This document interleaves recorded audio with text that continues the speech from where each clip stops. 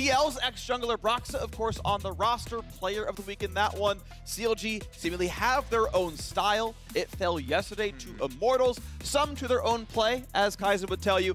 Otherwise, though, we have Team Liquid, four-time LCS champions just a few years ago, looking to make their return back here to the big stage. I really want to jump into the bans early on with this matchup because these are two of our teams that have most frequently let Gwen through.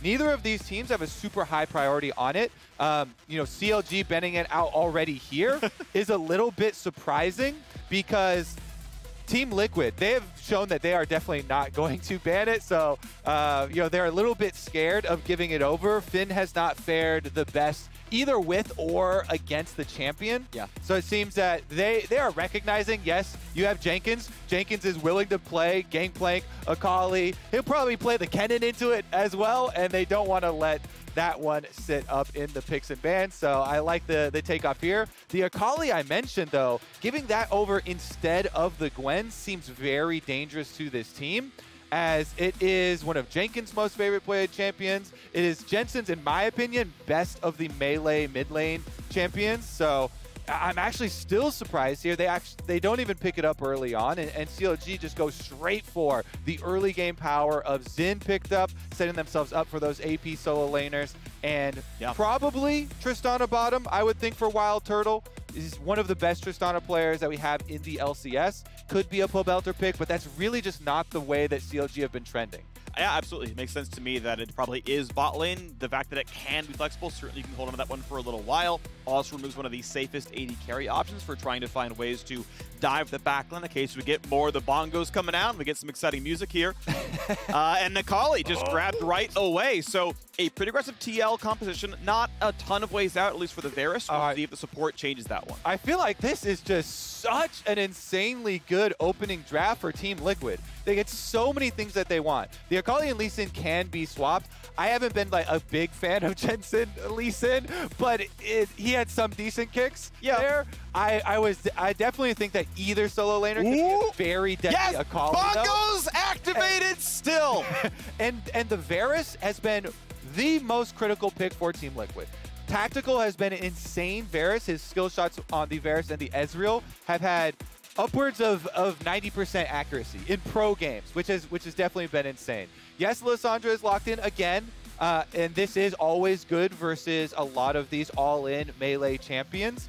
Problem is, it is a little bit difficult when you have so many angles coming through, and you do have hard CCs. Like Lee Sin kick, Lissandra is not inherently tanky and needs to get off one of those stasises. So if you are slow, if you don't get it off in time, then it completely crumbles. I will say that she works so well with Xin Zhao, though. So very excited to see what CLG can do early, because Xin and Lissandra should be able to push in Akali no problem and get some mid-jungle roaming. So CLG thinking that Lee Sin jungle is quite the possibility as they're banning Sylas out, thinking that may still come through as a second option. As far as the interactions go, I have a question for you, because I know you play Xin Zhao. Does his W reveal counter stealth or not? I don't believe on Akali that it's going to be it's going to help. Because I know like Lee Sin works, but Kog'Maw doesn't, and so, I don't. And Lee Sin got changed. So Lee Sin, the E now, you have to have it on her before Shroud. You can't E her out of Shroud. It only gives the radar effect. The Q still does do the reveal. So they've done a lot of individual changes specifically for Akali. Right. So that's why I'm hesitant. All right. So because if it can reveal, then Lissandra lockdown, then like Xin Zhao hits W and you get the follow through, no problem. The one nice thing I'll say, obviously the draft moving forward, is you can react to Varus ult and Lee Sin kick and just self ult as Liss. Like if you're paying attention, you're in control of your own destiny, and you can survive that kind of stuff. I'm gonna say that the W is gonna work for Xin until proven differently, because the Lee Sin change was a specific one to that one. So okay. I'm gonna hope that it does until proven wrong. Here we go, though. The Sejuani, possible top Sejuani. Lee Sin and Sejuani definitely are flexible here. But I think Armeo played Sedge yesterday, so I'm like, he's probably just reprising the role. It is, but I want to keep it open because Alorum specifically keeps on trying to sell it. He's got like 40 games of Sejuani top in a row, so I'm waiting to see it. They use it pretty decently in the LPL. Regardless, though, it is going to be our bottom lane. Very aggressive, finally locked in here for Turtle and Smoothie with the Rakan and Tristana. That is extremely volatile bottom lane. Yes, they're trying to play into the Tom Kench with the Varus, but you can definitely go for kills on that TK early on, especially if you watch. Some of the Tom Kenches will put 2 levels in their tongue for more aggressive laning. And that's definitely something that would be beneficial versus a Tristan Rakan unless you get ganked by the Xin. So can path down there and punish that early. All right, going to be a lot of fun to watch for CLG. Still plenty of engage tools. One of the only teams in the world to still play Lissandra, but they like the active engage buttons. That's the comp for them. Team Liquid do a bit of their own style as well. Not a lot of jungle Sejuani's out in the world, but Armeo certainly seems to like it. It has worked so far. They've won with him, as Santorin is out on medical leave. Alfari is still on his break to the end of the week. TL will eventually kind of re-look at the roster, but for now, it is Jenkins in the top lane, Armeo in the jungle, and so far they have been winning. They have the 3rd best record of any team in the summer split so far, and that includes Jenkins playing virtually every single game. He has been a solid performer. Armeo, so far so good, got their win yesterday, and the rest of the squad doing the very best to stick up to the level of, you know, heavyweights like Core JJ down at support. And for CLG, they have also found that revitalized sort of run in summer, playing a lot more heavy engage from Belter on Galio and Lissandra, and it's been a pretty decent run. We'll see if CLG can keep that one going. They have finally tied for 8th as of the end of last week, and are keeping that push going to climb the standings, now up against one of the heavyweights in Team Liquid. Yeah, I'm incredibly excited specifically to see if CLG can pressure with this mid jungle, with the Lissandra locking, because Lissandra is one of the most maligned and memed on mid laners, along with Malzahar, as far as being on CC duty. You saw him hover it, right? Back to Lissandra, memes aplenty, Malzahar, these kind of lower skill expression champions that have incredible power and incredible usefulness and continue to find their way back into pro play. But their good dodges, nice fancy feet there, even with the early slow coming out. But again, it could be something that they can utilize early on, because still your point about setting up the Xin W is very big. You know, if you have any sort of CC, a lot of the extra damage for Xin was put into W. Being able to land that, you being able to join the Lissandra from a very long distance, you can have some of those big plays. Here we go. Pro view matchup in the bottom lane. The Turtle of enormous girth on one side and Tactical on the other. Only one of these is on Tristana. It's going to be Turtle on this side around. But hey, one free POV matchup every single game. Again, in this one, it is bot lane. Stay tuned for this one. Finn wants to play an aggressive line here on top. Is going to go leashless. Both sides going to go very leashless towards Broxa. No one's trying to do a fake leash or anything. It's just like, all right, you're starting out in red. Enjoy your very slow pathing. He'll skip Krugs for obvious reasons. And I want to point out top lane, as I want to see how patient Finn is in waiting that brush. When you have the option getting there early, you can either pull the wave, or you could try and go for an aggressive early move here. He does go for the early trade. He levels Slice and Dice to make sure he can chase down the long lane here and chase Jenkins down. I think he would have gotten a bit more out of it if he'd have been able to pull the wave, and basically what you do is pull it to the side, then drop into the brush so they focus fire on the first melee that you have, and you can try and deny that first melee of experience if you know the opponent top laner is pulling. Dash, decent damage. Oh, does get second E. Hit the tail end of the cast minion on there. So a couple of good trades now for Finn right now. Doing nicely. By the way, for all of our Spanish-speaking friends, check out FlyQuest's Spanish co-stream at twitch.tv/FlyQuest. As we keep watching Finn, look for some lane domination here, as somewhat expected on the Renekton. We check in on jungle pathing, and again, it's a Krug skip for the Xin Zhao. Right now, both junglers on 3 camps, and we'll see if they fight for bottom scuttle. Right now, mid pressure for CLG, but bot pressure for TL makes that fight a bit close. Yeah, I think it would be pretty risky for Broxa to be able to do anything about it, as Varus is so good early on at harassing, pushing this Tristana in. Tristana starts out such low range, and Tactical, again, if you're looking at that free pro view, look at how he keeps his camera. Is this first blood into the turret? Has to run away, gets ignited, but be careful. Finn, of course, he has TP, he can get back in a lane. Jenkins can do the same, and he's hatching a ward. So this can be an easy recall stop if Jenkins is willing to do it, but I believe he doesn't want to drop the CS and risk getting flash stunned on.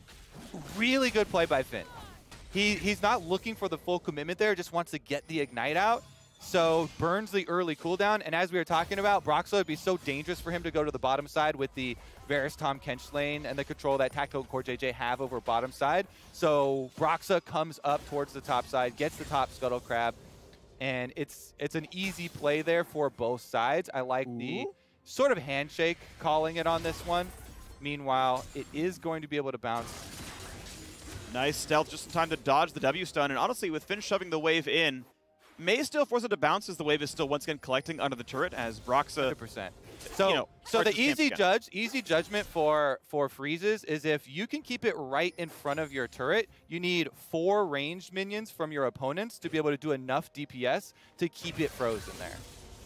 Yep, and so it's going to slowly push towards Renekton, and right now Xin Zhao is topside, so theoretically if Jenkins overextends, he can be ganked. It's a flash as a Kali, his TP is down, his Ignite's down for any counterplay, but Broxah is just back through cycling, and he's cycling top to bottom, so he's going to often just spend more of his time towards that bottom lane. Meanwhile, the pain continues for Jenkins up there on the top side, and there's plenty of vision set up. Not only was the top Scuttle Crab secured by CLG, but also with the extra ward here. So I like what they're doing, trying to pressure the Akali early on. You see it hurting in CS early on. There's no summoner spells, no teleport left either, as it was forced out from the early recall. And these deep wards that I keep talking about, so good from CLG, really trying to allow Finn on this Renekton, put some punishment onto Jenkins, because you know Akali becomes so scary later on. Oh, trying for the play. They saw Core JJ walk over. Flash for Tactical. Devour is up, but is there a re-engage at 100 health? Whoa. The second rocket jump puts the Earth on his back, but no! The first one comes through to Tactical. They've knocked down Smoothie. The TP in for Pulitzer only gets a second kill. The confidence there from Team Liquid. Tactical spits right back out into his face, and they get the first blood kill there and draw out the Lissandra teleport while Jensen gets to push in this mid wave. This is a nice advantage as far as map control goes for Team Liquid, allowing this recall from Jensen on screen. You're going to see now big kind of shift. And take a look at the lanes overall. Not only was that kill an extra 100 gold because of first blood, 15 CS lead in the bot lane. A similar one top to be sure. Finn's doing a great job up here with the Renekton, answering the Akali nicely, but we are basically splitting the map right now where TL handily winning in bot lane right now, and now a flash forced out of the jungle, and be careful, Finn can keep pulling aggro here. Jenkins, stealth, waiting to get level 6, gets it now with the ulti for mobility. This could be tough. Finn waiting on cooldowns. Shuriken's still down for 5 seconds, but without flash, he really can't get in. Jenkins just not going to be killed here. Ult goes down, flash goes down, doesn't get any reward, and TL on the other side of the map, with all the control they've got, gets to take the first Drake. And the Ocean gets grabbed by Team Liquid. This is the confidence of Team Liquid, and why in Champ Select we keep talking about this bottom lane, but Tactical Core JJ, let's take another look at the replay here. Tactical does get hit with the initial rocket jump there from Wild Turtle, flashes the W from Rakan to get back out, but then with the exhaust coming back down, that confidence and working back through with the extra minions pulling them up to the brush, really nice movement there from the TL bottom lane to turn it back around and actually go for the kill on the squishier target to get the first blood cash in. The game is still very close, though. You've got to keep in mind that the gold is virtually tied because of extra lane leads. Jungle farm is identical. The top farm actually grew. And Turtle, to be honest, caught a bunch of waves as well. This was 15 CS, I remember saying it. And now it's 6. So a couple of waves grabbed. Really did a lot to make bot lane a lot closer. Noon Quiver is in a very important power spike for the Tristana. So Turtle very happy. He's managed to get that 300 gold to buy that item. Should make the lane feel a lot better. Very easy to last hit once you've got that. Should actually stem the bleeding pretty easily. And we'll see where the teams go afterwards because Lissandra ult is up, burned her first TP, but can always roam somewhere else.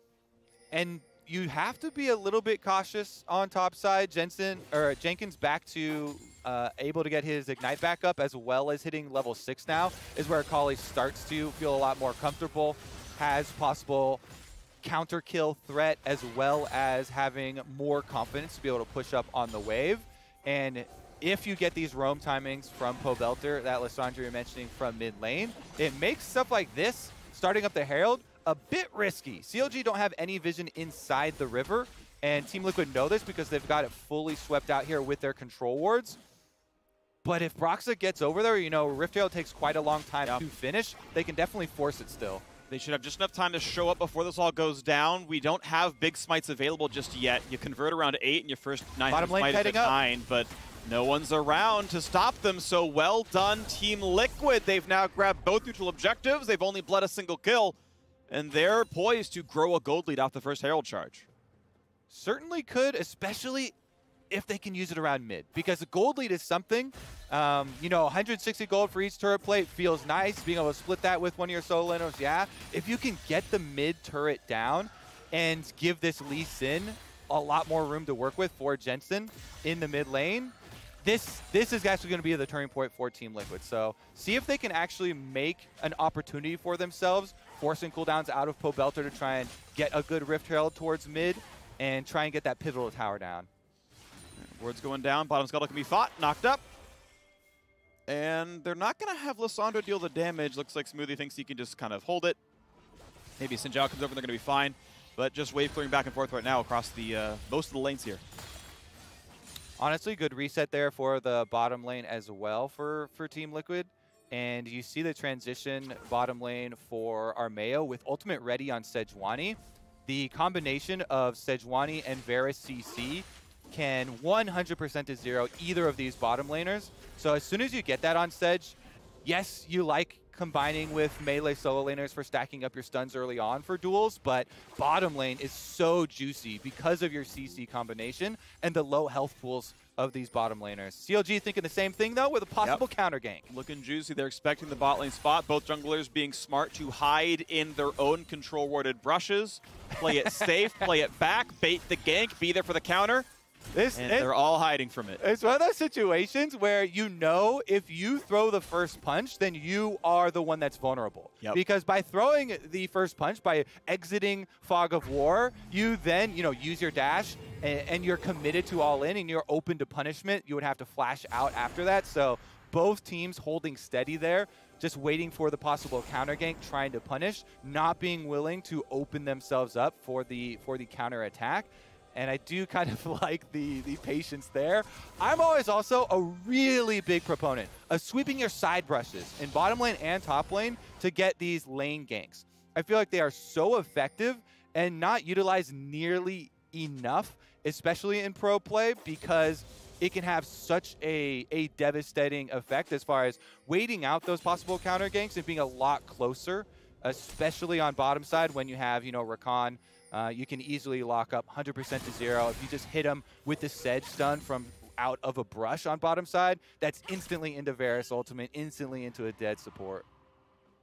And so looking for those plays, but right now they just haven't been found. It's been a pretty low impact game. The top laners were scrapping, but now we're sitting at a pretty solid just 10 CSD, and it's kind of flat there. So Jenkins surviving a rough early lane and coming out the other side relatively unscathed. Obviously, again, happy his bot lane is winning. Next dragon is up. Team Liquid right now mostly own the river, but there are some CLG wards making it a bit tighter. TP comes into mid lane. Pobelter wants to rejoin down there, so we'll see if he can answer the wave and then show up temporarily down a level, but there's the level 10. All right, we just keep trading waves in mid, looking for possible opportunities. Now there's no teleport on the side of CLG for Lissandra, for Pobelter, though. So they're a little bit down as far as mobility, and you can see how Pobelter's trying to make it up. Every little 30 seconds, you basically hover halfway from your lane, trying to cover in case your opponents try and take advantage of your teleport discrepancy.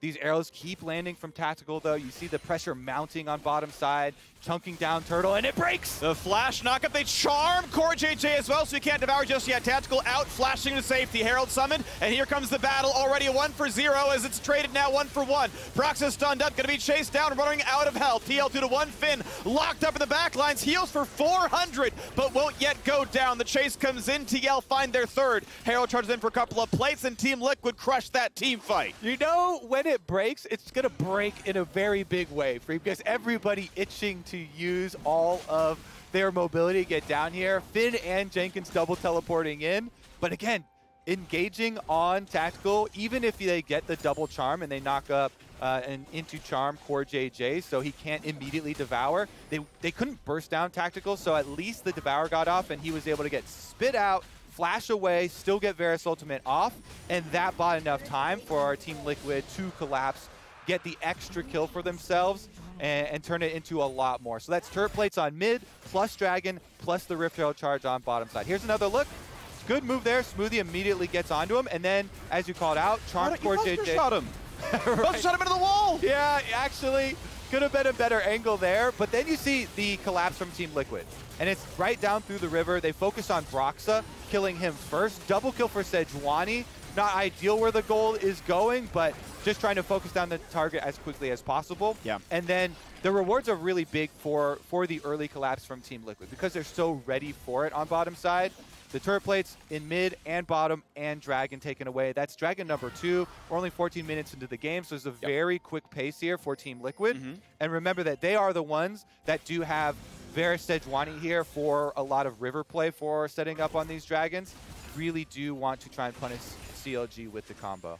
Yeah, it's looking really good for Team Liquid. I'm a little hung up on the fact that I think CLG, like that play should have worked. It was a good opening. If players play that fight mechanically well, that is a CLG win. Turtle could have buster-shotted either the Varus away from Tahm Kench or Tahm Kench away from Varus, and there's no save. They kill Tactical, that fight looks great. Pobelter didn't get his ult off in time. Now, that might have been really sick CC chaining by Armeo. Like, that could have been a good TL play, but he didn't get his ult off in that fight. You called it in Champ Select, Kobe. That was going to be a potential problem. In this case, it was. I think that would have changed the landscape of that battle quite a bit. The mechanics sadly failed a very good choice by CLG, and they've got to now pick up the pieces of a 2,000 gold deficit, where TL's already got the first 2 Dragons as well. Second Herald being stacked, and Armeo is a rich man. He's got half the kills on his team. It's in all kind of the right places, realistically. Very, very, very beefy Sejuani. Yeah. Feels good. You get to just charge right in, face first into the opponent team. It doesn't, you know, obviously benefit with them actually as far as taking down, you know, a lot of these targets or even some of the objectives, but I do kind of want to return to your point of CLG and some of the execution, because that was a big topic yesterday in executing on the comp that they had.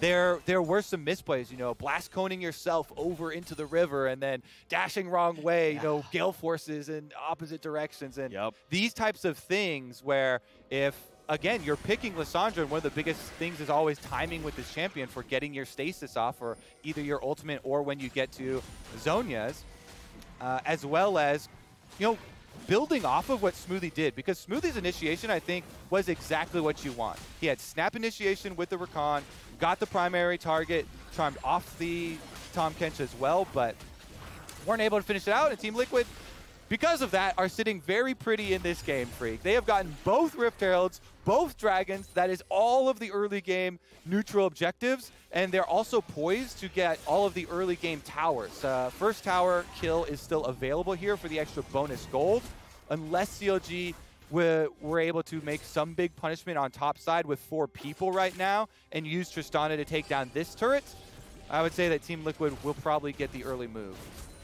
They are getting their recalls off now, though, and turret plates just dropping means Tristana can do a lot of damage very quickly. First turret hasn't been taken yet. It's not the hugest deal. It's worth 1 turret plate of money, but it still feels good to be like, I've been the one sieging the bed. It's an extra one, baby. It is. You know, it's money. It's money, and the money matters absolutely. CLG needs their power spikes. You're seeing half, well, an 1/8 of a Phantom Dancer in the inventory now of Wild Turtles. He's moving on his way there.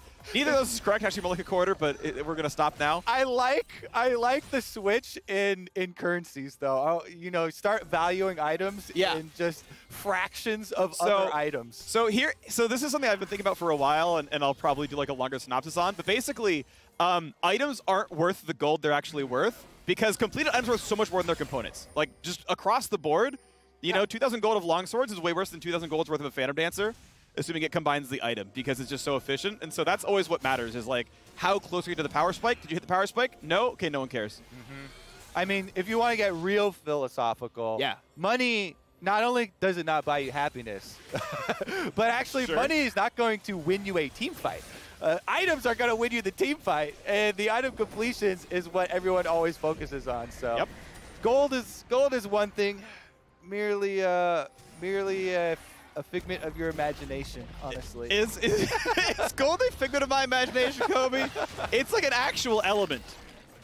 Like, enough. wind is not an element. Fire is not an element. Gold is. Why isn't he part of Captain Planet?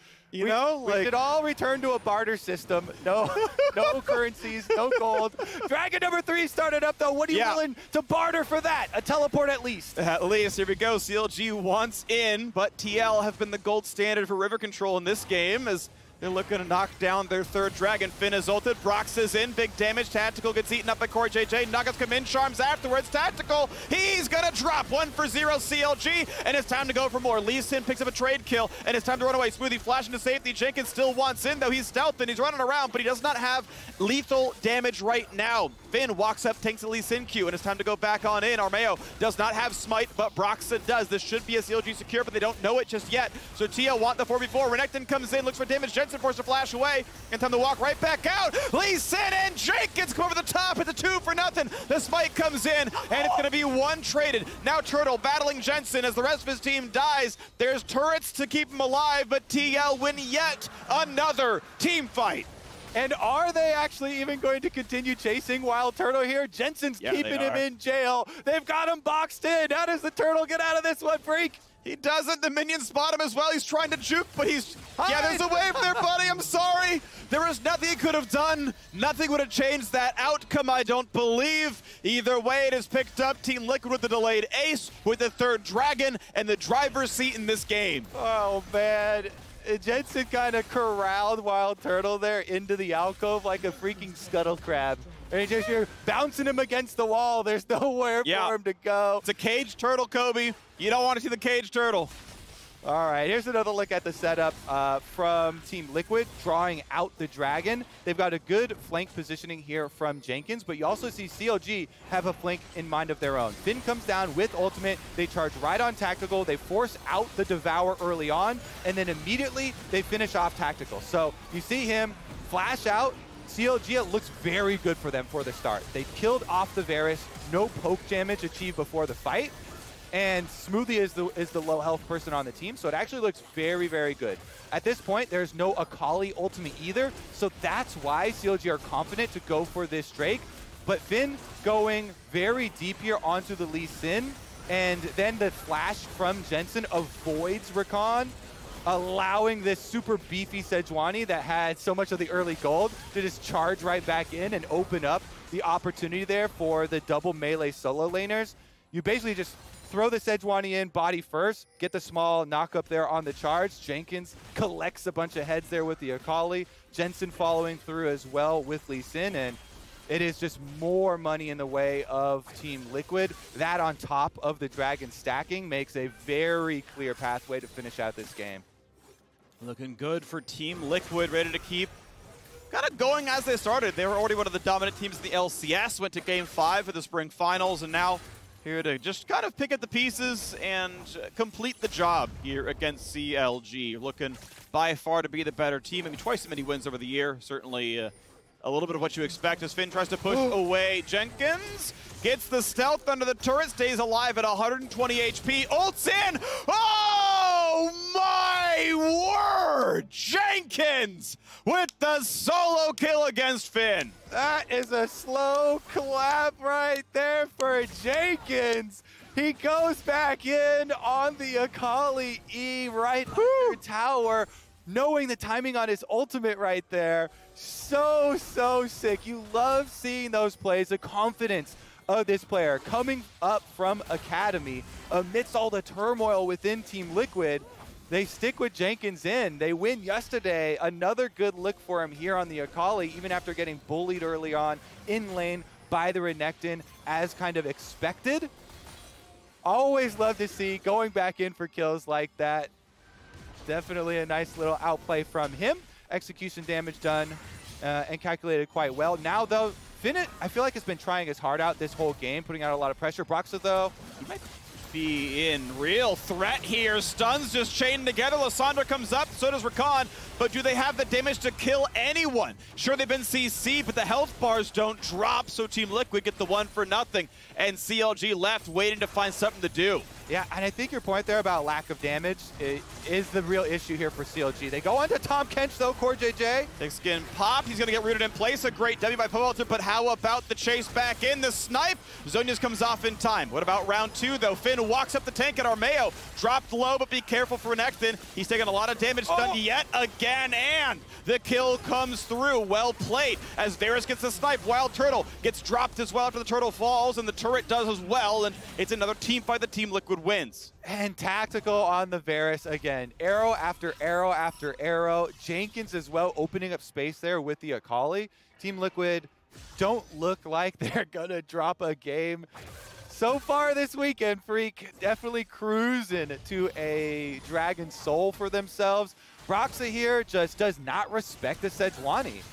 W lands as well, and that's an easy stack up of the passive. So Team Liquid are starting this out with the extra numbers advantage. Good collapse there from CLG. They even got the Varus ultimate out. As you saw, Tactical try to follow up. Varus ultimate barely misses, doesn't tag anyone. And they feel confident to go back in here because you see the ward behind Baron did get vision on Lee Sin, so they know this is just a 3-person group from CLG, and they try and burst down Core JJ. Do succeed in that endeavor, but it's the counter engage. Jensen, Akali, right back in on them.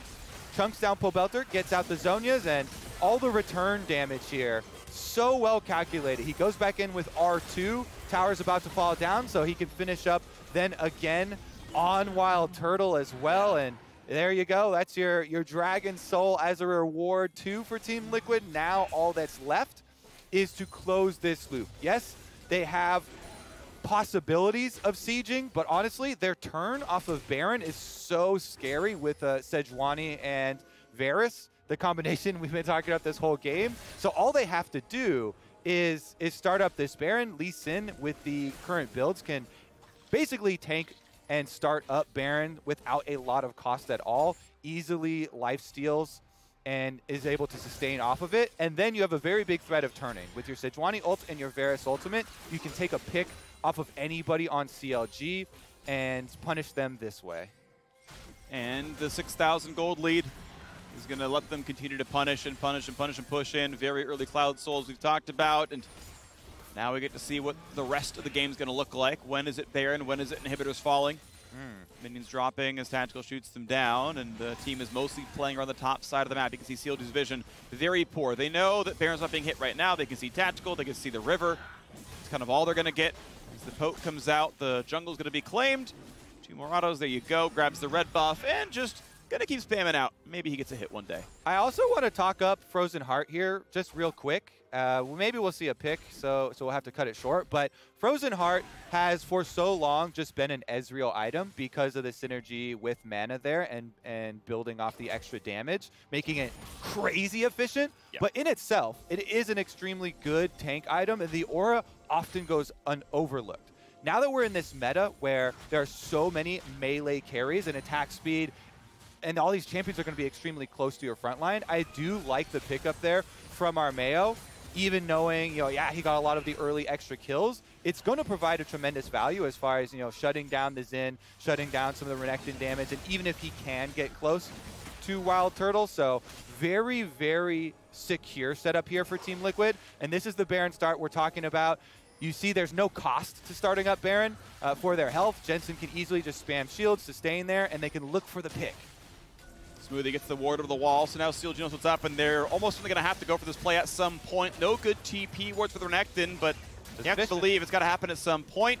Wards go down. Smoothie runs away from Jensen, and now the fight has begun. Big damage in the front line. Brox with the ulti stays alive for a very long time. Now the charms come in. Turtle, he's dropping low. He's not dead just yet, but it's time to plow through. TL picked up 2. TL picks up 3. Looking at number 4, just like the banners on the backstage, as they're going to go ahead and knock down Finn now as well. Yes, they will. Back to back to back to back. They kill CLG, and then return for Baron as number 5. And I just like the clarity on TL. You see, they didn't even have any damage dealers inside the pit on Baron. This whole time, they're just calling, yeah, we're just starting it up to lure them here, looking for the turn, looking for the pick. Tactical up behind a red buff, even looking for it. And as soon as CLG get close enough, good charge in. Jensen over the wall, Armeo following, and they were able to take down the members of CLG before then picking up their rewards. No risk required here from the side of Team Liquid. Yep. Meanwhile, Jensen's been chasing Turtle around the Hide and map. seek. Second rocket jump. Q doesn't land, but CoreJJ and Jenkins are on the trace. Oh, no. Yep, goodbye. Okay, that doesn't do anything, I don't think. The E's still going to follow. Indeed it does. Goodbye, Wild Turtle. I don't know how you got there. It also doesn't really matter. At the end of the day, Team Liquid are crushing. Another turtle has failed to make it to the water. Throwback. Honestly, though, here's a look at the turn. CoreJJ just decides, yeah, we've got the Cloud Drake speed. I'll just turn and walk right at the Xin. All they need is a little bit of a slow, and there's the collapse. Full all-in dive, chunking down both members there. So you see CLG only get a little bit of return damage onto Jenkins, and he's got the Zhonyas. So easy dive follow-up there for Team Liquid, and this is going to be another win for the squad. Racked up here in summer, really starting to smooth out some of the things they've had to work through as far as roster changes. Bringing up now 2 members of the Academy team, with Armeo coming in basically flawlessly and seamlessly mixing in with the rest of Team Liquid. Clear game plans coming in as far as executing on their objective focus, and it feels like Team Liquid are poised to actually keep up this same pace for the rest of summer. Yeah, looking pretty good right now. 10,000, 11,000 gold lead, ready to knock down more of this. We know their matchup tomorrow is against, I believe, TSM. That'll be an exciting battle to see if anyone can stop them anytime soon. We got Smoothie trying for the knockup, gets out with it, but is there any damage to follow up as Armeo dives in and one is knocked down as Jenkins is there for 2. Lysandro trades 1 back, but it's still a battle that Team Liquid are winning 2-1 so far. Finn trying to fight the backline alongside Povelter. Jensen has a Guardian Angel as Jenkins has found his 3rd kill. Not going to be a Quadras. Jensen finds that one. So either way, it is now Povelter's turn to run to the bottom side of the map, to be chased down by Elise and hope that he can save his KDA. They found him. Tom Kench wants in, looking for that kill. Povelter's on the run. I've seen this before from fellow teammates, but the Nexus turrets are falling. That's the important part. 700 TP used. The Lee Sin kick is available, and it is kicked in time. So there's the kill for Jensen. Turrets under fire, but not a lot of damage. CLG will live to fight another 5 minutes. Woo! All right, well, that is going to be the reset streak. You get your 5-minute timer. Honestly, the Elder Dragon being available is going to accelerate that timer. I feel like Team Liquid, there's nothing really that would draw them away from this. Just reset and everybody go back to Elder Dragon. They could probably just run straight for the base from there as well. So with Armeo to lead the charge on Sejuani too, CLG don't really have anyone who can step up or say anything about it. So it should just be Elder into Nexus. But at least they've survived. That is something. There's not going to be a whole lot. That's still going to be an L at the end of the day. Team Liquid going to have a really hard time finding a way to lose this game from a massive lead. CLG have found the dives. They've gotten 4 kills on a tactical. He's taken it somewhat personally, I have to imagine. There's only 2 deaths on his team elsewise. Sadly, TL have other threats. Even Armeo has pretty good damage output, honestly, and obviously the Lee Sin and Akali are doing just fine and are happy being the primary carries at that point. Yeah, I mean, you wear it as a badge of honor, Freak. It took 3 of you to kill me. If I have the most deaths on my team, that's always my angle. They're looking to end it here, though. Mine too. Yeah, here we go. 1 turret left, 0 Finns left as they're just getting picked apart. Tactical gets a bit of revenge, finding a kill. Jenkins finds yet another. It's already 4 picked up. Turtle just going to sit in the fountain. Armeo's going to lose the KDA. Give him the Penta. Let's go, TL. Give Turtle the Dragon Death. They're throwing E's the wrong way. He's sniping the other way as well. The minion's doing all the damage. Give him the Penta. Come on. Get in there. It's summer. It's time to dive. I love it. Turtle brings a stopwatch, but the minions keep his KDA in a bad spot. Follow it. Give him the Penta. You won't. And they indeed don't. The kill will come through. The Bud Light Ace and the victory for Team